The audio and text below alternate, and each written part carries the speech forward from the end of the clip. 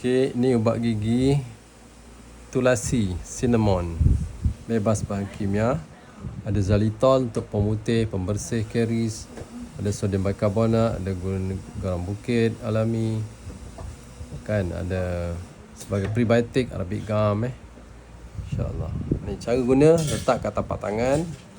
Kalau nak guna atas piring pun boleh. Gitu. Nampak? Dia senang aja nak keluar. Picit sikit-sikit je dia keluar, nampak? Picit sikit je dia dah keluar. Okey.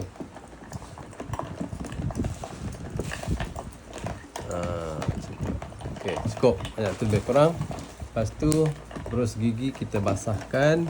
Lepas tu kita ambil ni, lekatkan dekat serbuk ni lah.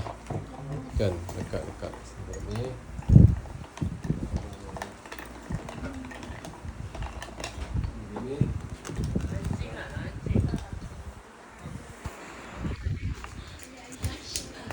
Basahkan ubat gigi, berus gigi dulu. Basah. Lepas tu kita dab-dab dekat serbuk tu. Kan. Lepas tu kita berus lagi macam biasa. Berus gigi. Ni yang setiap kali berus kita dab-dab. Ni berus bahagian kanan atas. Bismillah.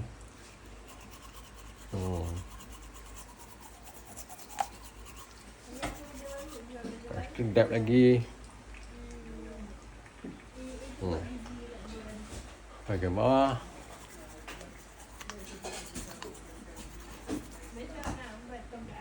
Ini.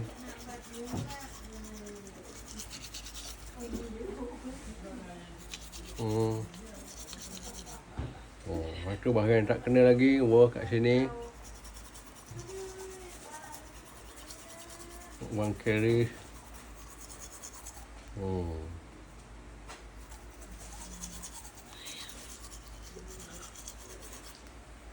Bawah.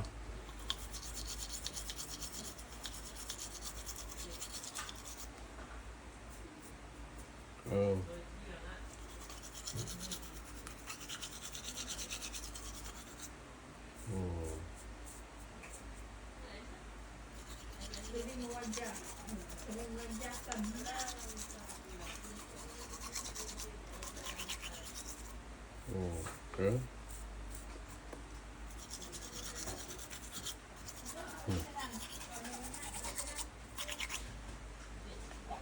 Sampai habislah kita guna.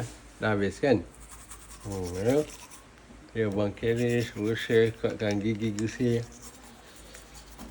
Basmi kuman. Basuh kita tekan insya-Allah. So, gosok gigi 2 kali sehari, pagi dan juga malam tidur. Untuk jaga kesihatan mulut, gigi, gusi insya-Allah.